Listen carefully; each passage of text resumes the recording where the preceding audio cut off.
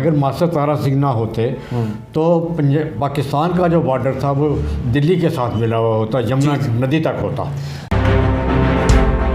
तो इसके लिए मास्टर तारा सिंह को कि 59 मेंबरों को, परिवार के 59 जीवों को पाकिस्तान में मार डाला गया, घर भी चला दिया। और इससे हम और नेशनल लीडर को हम देखें तो हम देखेंगे कि उनको तो खरोच तक नहीं आई। तो 18वीं सदी में ही पंजाब जो है वो दिल्ली तक, हाँ, जिसमें हरियाणा, हिमाचल और पाकिस्तानी पंजाब और ये पंजाबी सारे, ये पूरा पंजाब जो ये अफ़गानिस्तान का हिस्सा होता, और अफ़गानिस्तान जो है उसका बॉर्डर जो है ये आपके दिल्ली तक। एक तो है इंडिया में इन्होंने जो जिस तरह से अकाली मोर्चों को लीड किया ब्रिटिश हुकूमत के अगेंस्ट, हाँ, उसके तो मास्टर तारा सिंह के ये पंडित जवाहरलाल नेहरू, मोतीलाल नेहरू, महात्मा गांधी बहुत बड़े फ़ैन थे। तो महात्मा गांधी ने टेलीग्राम दिया था बाबा खड़क सिंह और मास्टर तारा सिंह को, अच्छा, कि सिखो आपने छोटा गुरुद्वारा मतलब अपने गुरुद्वारे आज़ाद करा लिए, अब बड़ा गुरुद्वारा मतलब पूरे भारत को जो है हमने ब्रिटिश गवर्नमेंट से आज़ाद कराना है, और ये आपका काम है पूरे भारत को, पूरे बड़े गुरुद्वारे को आज़ाद कराना। मास्टर तारा सिंह का contribution freedom fighter, freedom struggle जो था, इसमें बहुत बड़ा योगदान है। मैं बार बार कहता हूँ, अफसोस है कि सिख लीडर भी उस योगदान को उभार नहीं रहे हैं। बाकी देश से तो मैं क्या गिला करूँ।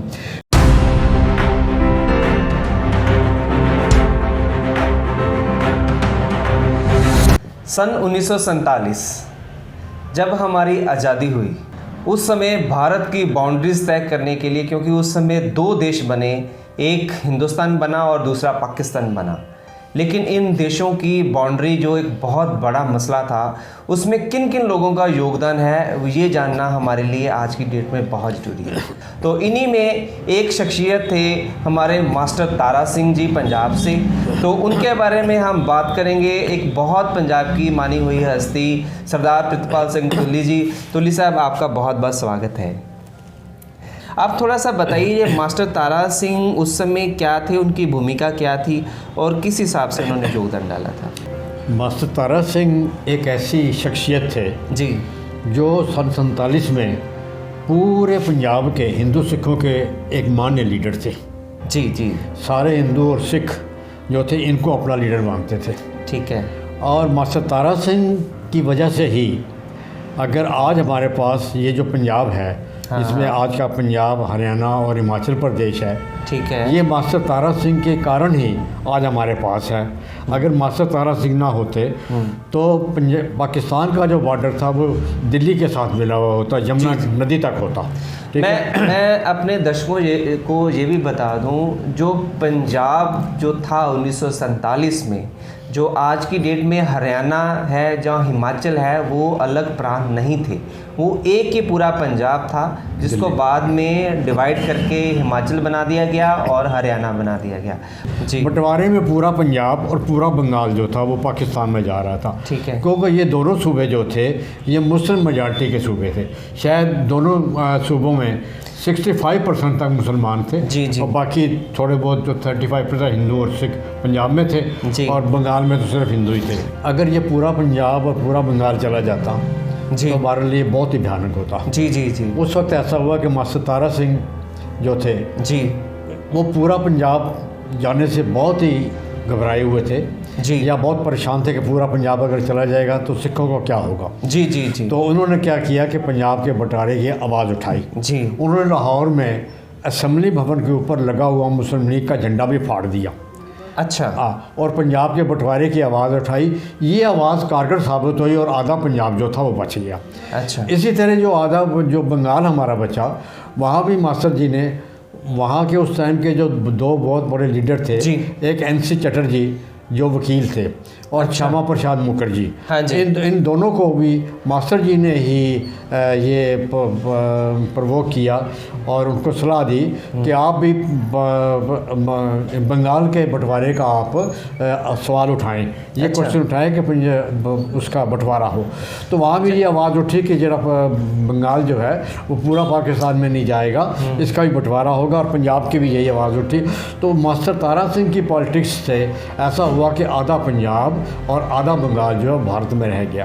तो मास्टर तारा सिंह एक ऐसे लीडर थे, मैं कहता हूँ मेरी नज़र में उनकी वैल्यू नेशनल लीडर से भी ज़्यादा है कि इन्होंने भारत को शेप किया, भारत की बाउंड्रीज को 1947 में, और जो आज भारत है इसको शेप करने वाले जो हैं ये मास्टर तारा सिंह ही हैं।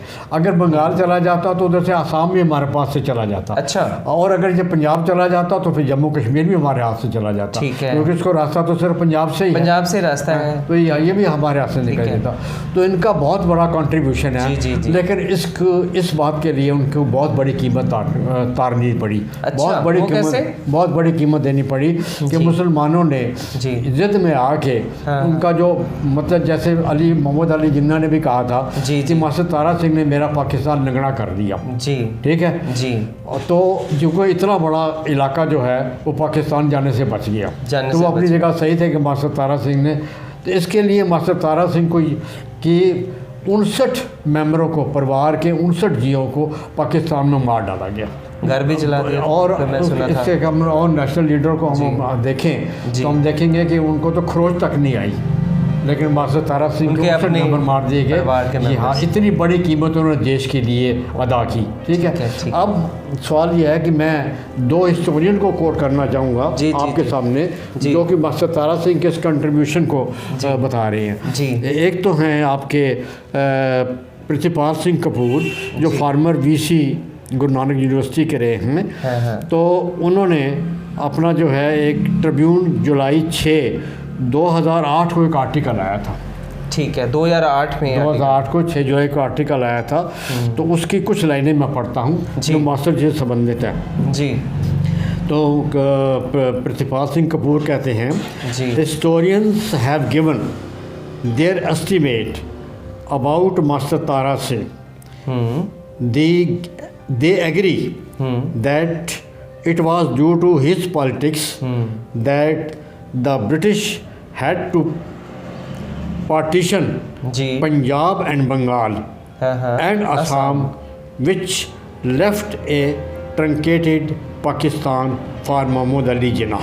सो आपका कहने का भाव है भी कपूर सिंह ने रिटन डॉक्यूमेंटेशन में बताया है भी अगर मास्टर तारा सिंह की वजह से ही जो पाकिस्तान का जो पार्टीशन हुआ या ट्रंकेशन। लेकिन अफसोस ये है कि ये बाकी ना भारत देश इनके बारे में इतना जानता है, देखो और ये जैसे पंजाब और सिख लीडर भी इस बात को नहीं उठा रहे, वो इस बात को नहीं जानते कि मास्टर तारा सिंह का कितना बड़ा कंट्रीब्यूशन है आज के भारत को शेप करने में। देखिए जो इसमें हम क्या कह सकते हैं, अभी जो भारत में जो स्टडी कराई जा रही है, पढ़ाई कराई जा रही है जनरेशन्स को, तो ये आपसे ही मेरे को इन चीज़ों का, मेरे खुद को भी ये चीज़ का पता चल रहा है। मैंने ये तो सुना था वल्लभ भाई पटेल का योगदान था भारत को एकजुट करने का या भारत के नक्शे को बनाने का, लेकिन ये जो बहुत बड़ी आपने बात की है अभी मास्टर तारा सिंह का इतना बड़ा योगदान था, तो इस हिसाब से अगर ना होता, उन्होंने असेंबली में जाके मुस्लिम लीग का झंडा ना फड़ा होता, तो आपके हिसाब से क्या ये पॉसिबल था भी पाकिस्तान दिल्ली तक आ जाता, पूरे का पूरा पंजाब उसमें जा रहा होता,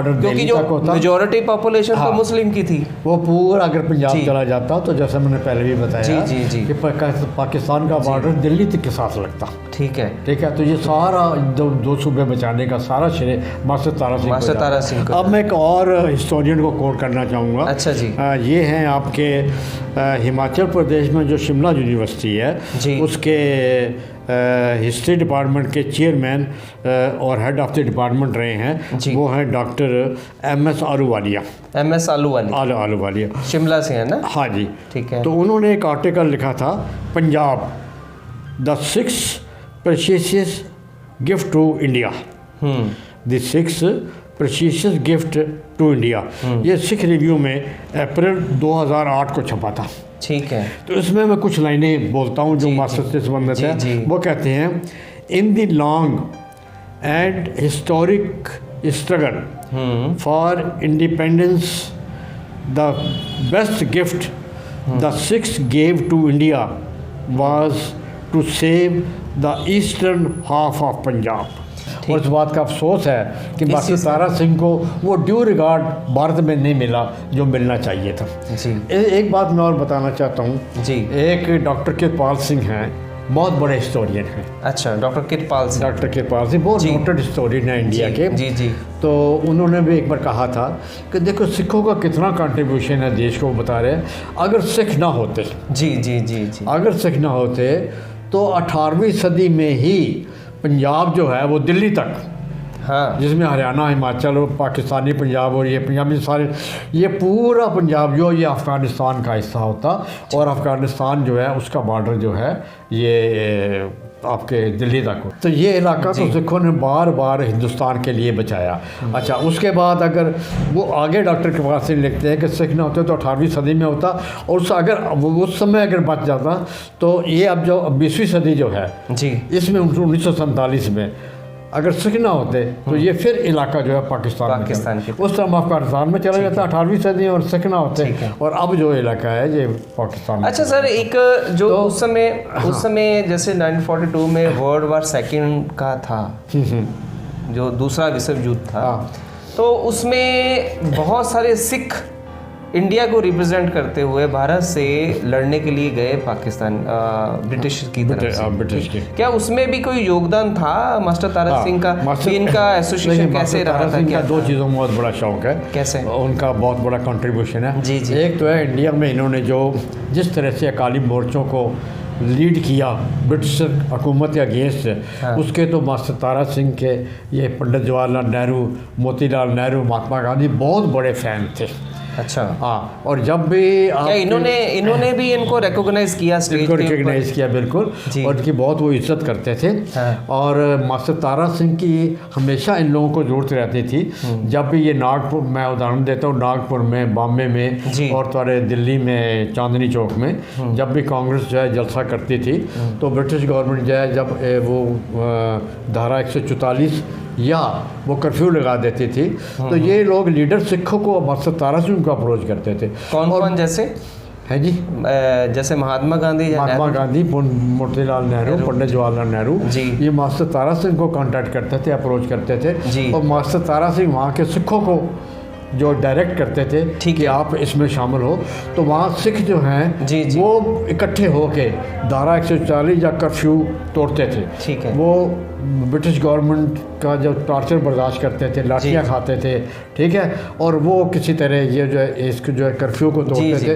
तो उसके बाद ये जो लोग थे वहाँ, ये तो सर आपने एक और बहुत बड़ी बात की, जिसमें जहाँ आपने ये बताया भी भारत का नक्शा बनाने के लिए सिखों का योगदान रहा था, मास्टर तारा सिंह का योगदान रहा था, वहीं मास्टर तारा सिंह का जो डायरेक्शन था, जो भारत की कम्युनिटी को बचाने के लिए, ब्रिटिश के अत्याचार को बचाने के लिए, उसमें भी बहुत योगदान रहा। जो रैलीज बनी, जो भी कुछ बना, उसको प्रोटेक्ट करने के लिए, उसको देखरेख के लिए जो सिखों का जो। अब मैं आपको एक नागपुर की घटना बताता हूँ। नागपुर के जमुनालाल बजाज ने वहाँ तिरंगा झंडा लहराना था जी, तो उस टाइम पर वहाँ कर्फ्यू लगा दिया। जी। तो वहाँ नागपुर में लोकल सिख इकट्ठे हुए मास्टर तारा सिंह के कहने पर। अच्छा। लोकल सिख वहाँ इकट्ठे हुए, उन्होंने बहुत बड़ा इकट्ठ किया, जुलूस निकाला, और वहाँ उनकी लाठियाँ खाई और ये कर्फ्यू को हटाया, और फिर जमुनालाल बजाज ने वहाँ ये किया। तो सिखों का कंट्रीब्यूशन तो ऐसा है। एक और चीज़ मैं बताऊँ, ये कांग्रेस के जहाँ भी सेशन होते थे वहाँ लंगर सिखों की तरफ से फ्री लगता था। अच्छा, हाँ। चाबियों का मोर्चा था, क्या था? थोड़ा सा कि वो दरबार साहब पे ऊपर मुसलमान, इनका ब्रिटिश गवर्नमेंट का कब्जा था। ठीक है। तो ये सारी इनकी चाबियाँ उनके पास थी। ठीक है। तो ये बहुत बड़ा मोर्चा सिखों ने लगाया बाबा खड़क सिंह और मास्टर तारा सिंह की लीडरशिप में। और जब उन्होंने गुरुद्वारे का चार्ज हमें मिल गया, चाबी उन्होंने हमें अंग्रेज दे दी। तो महात्मा गांधी ने टेलीग्राम दिया था बाबा खड़क सिंह और मास्टर तारा सिंह को। अच्छा। कि सिखों, आपने छोटा गुरुद्वारा, मतलब अपने गुरुद्वारे आज़ाद करा लिए, अब बड़ा गुरुद्वारा, मतलब पूरे भारत को जो है हमने ब्रिटिश गवर्नमेंट से आज़ाद कराना है, और ये आपका काम है पूरे भारत को, पूरे बड़े गुरुद्वारे को आज़ाद कराना। तो और इसी तरह एक जैतों का मोर्चा लगा था, जिसमें पंडित नेहरू खुद शामिल हुए थे अकालियों के साथ, और वो उसमें अरेस्ट हुए थे, गिरफ्तार हुए थे। और उसके बाद जब कोर्ट में पहुंचे तो जज ने पूछा कि पंडित जवाहरलाल नेहरू जी, आप कैसे सिखों के साथ आ गए? तो उन्होंने कहा था कि सिख एक बहादुर कौम है, और उसके साथ चलने में मेरा सीना चौड़ा हो जाता है। ठीक है। मैं बहुत फख्र महसूस करता हूँ जब मैं इनके साथ चलता हूँ। ठीक है। तो एक ये मास्टर तारा सिंह का contribution, freedom fighter, freedom struggle जो था, इसमें बहुत बड़ा योगदान है। मैं बार बार कहता हूँ, अफसोस है कि सिख लीडर भी उस योगदान को उभार नहीं रहे हैं, बाकी देश से तो मैं क्या गिला करूँ। दूसरा मास्टर जी का बहुत बड़ा कंट्रीब्यूशन था कि सेकेंड वर्ल्ड वार में जी इन्होंने सिख फौजियों से कहा था कि आप ब्रिटिश आर्मी में शामिल होकर ब्रिटिश गवर्नमेंट का साथ दें। इसका हमें बाद में बहुत बड़ा फ़ायदा हुआ जी। एज ए सिख कौम को भी बहुत फ़ायदा हुआ कि जब हमारे लोग जो थे वो दूर दूर तक ब्रिटिश दूसरे देशों में जर्मनी के ख़िलाफ़ ब्रिटिश हुकूमत के खैर में लड़ने के गए, तो हमारा इंट्रोडक्शन वहाँ मिला लोगों को। सिख क्या है हमारी वीरता के आज भी डच है, फ्रांस में है, आप देखिए पिक्चर्स हैं सब, किस तरह उनका अंग्रेज जर्मन से सिखों ने फ्रांसीसी को डचेस को बचाया। और जो बुज़ुर्ग लोग हैं आज भी वो कुछ सिख देखते हैं दाढ़ी केस वाला और पगड़ी वाला, तो उसको सैल्यूट करते हैं, जिनकी वजह से हम बचे हैं। तो इससे भारत की इज्जत बढ़ी, भारत का गौरव बढ़ा सिखों की वजह से। ठीक है, हमारा गौरव तो बड़ा ही बड़ा। और दूसरा ये है कि पार्टीशन के टाइम में हमारी फ़ौज में इतने सिख आ गए थे कि पार्टीशन के टाइम में और बड़ा ज़्यादा कत्लेआम हिंदू सिखों का हो जाता अगर भारतीय फ़ौज में सिख ना होते तो। हाँ, ये तो बहुत बड़ी बात है। तो अभी आज की डेट में भी आप देखिए भी जो मेजॉरिटी जो भारत की जो आर्मी है उसमें सिख हैं, और जो जब फाइट होती, लड़ाई होती, चाहे आप 65 की बता लें, 71 की बता लें, जहाँ अभी जो फाइट्स हुई हैं कारगिल की हुई, उसमें भी मेजॉरिटी जो सिख रेजिमेंट्स है, सबसे ज़्यादा गैलेंट्री अवार्ड्स सिख रेजिमेंट की वो आए हैं। तो मैं अंत में यही कहूँगा भारतवासियों से, हम मास्टर तारा सिंह की कुर्बानी को पहचाने, जिन्होंने अपने 59 मेंबर जो है वो मरवा दिए भारत के लिए। और मैं अमृतसर के एडमिनिस्ट्रेशन से रिक्वेस्ट करूँगा वो कम से कम एक शानदार जगह के ऊपर मास्टर तारा सिंह का एक स्टैचू लगाए। हाँ जी, बिल्कुल। तो प्यारे दर्शकों, जैसे ये देखो, ये जो संदेश है जो सर बता रहे हैं, ये सब के लिए है, एडमिनिस्ट्रेशन के लिए भी है, आम जनता के लिए भी है, और जो एजुकेशनिस्ट हैं उनके लिए भी है। देखो, पहली बात तो ये है भी ये ऐसे जो महान नेता हमारे बीच में थे, उनकी जो हिस्ट्री है उसको पाठ्यक्रम में कैसे ऐड करना है, ताकि जो आने वाली जो बच्चे हैं, जो पनीरी है भारत की, वो ये जान पाए भी भारत को बनाने में किन किन लोगों का योगदान था। और सेकेंडली, इसको एक लैंडमार्क के लिए जो एडमिनिस्ट्रेशंस हैं, लोकल एडमिनिस्ट्रेशन है, चाहे वो दिल्ली की जगह है, चाहे पंजाब की जगह है, पंजाब गवर्नमेंट को भी सोचना चाहिए, और नेशनल गवर्नमेंट जो दिल्ली गवर्नमेंट है वो उसको भी सोचना चाहिए कि वहाँ इन जैसे जो मास्टर तारा सिंह हैं, इन जैसे महान नेताओं की जो यादगार कैसे बनाई जाए, ताकि लोग इनसे बेहतर तरीके से जान पाएँ। बहुत सारी ऐसी बातें हैं, और मैं कोशिश करता हूं, और मेरा हम दोनों की ये इच्छा है भी एडमिनिस्ट्रेशन, एजुकेशनिस्ट और जो लोग इस चीज़ में पार्टिसिपेट करें और इस नॉलेज को ज़्यादा से ज़्यादा फैलाएं। तो तुली साहब, आपका आने का बहुत बहुत शुक्रिया, धन्यवाद। मेरा भी बहुत बहुत धन्यवाद जी, दर्शकों का और आपका भी। दर्शकों बहुत बहुत धन्यवाद।